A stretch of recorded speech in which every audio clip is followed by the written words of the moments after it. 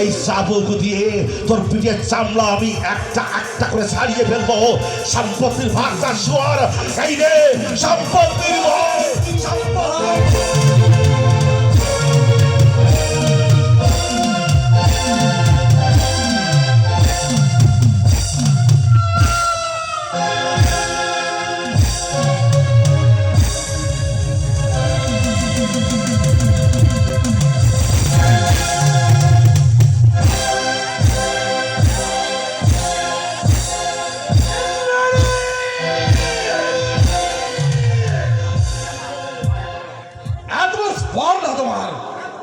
যে বাঘের বাচ্চার গায়ে তুমি হাত তোলো।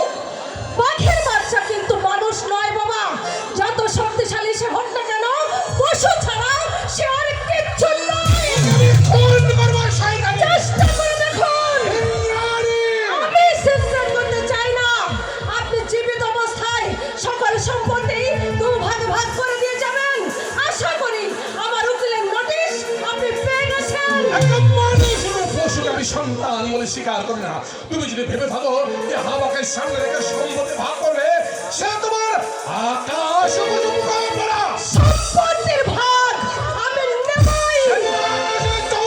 সূর্য উঠবে না। তুই যদি সম্পত্তির ভাগ দিতে পারিস তাহলে মনে রাখিস ছোট লোকের মেয়ে সেদিন এই চন্দন চৌধুরী হাতে চুরি পড়ে ভাই রাস্তায় নেমে যাবে।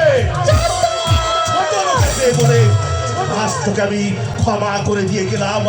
একটা কথা ভালো করে মনে রাখিস, সেদিন তুই এই সম্পত্তির ভাগ নিবি সেদিন আকাশে চন্দ্র সূর্য উঠবে না।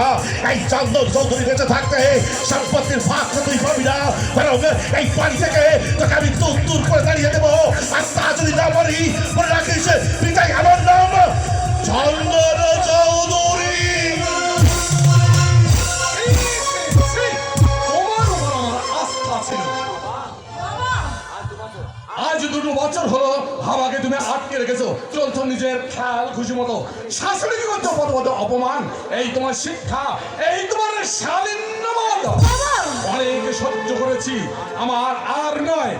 আমার নীরবতাকে মনে করেছো দুর্বলতা, আমার ধৈর্যকে মনে করেছো ভীরতা। আমি তোমাকে 3 দিন সময় দিলাম। এই 3 দিনের মধ্যে তুমি বাড়ি ছেড়ে চলে যাবে, নইলে আমি কিন্তু আইনের আশ্রয় নিতে বাধ্য হব। হ্যাঁ,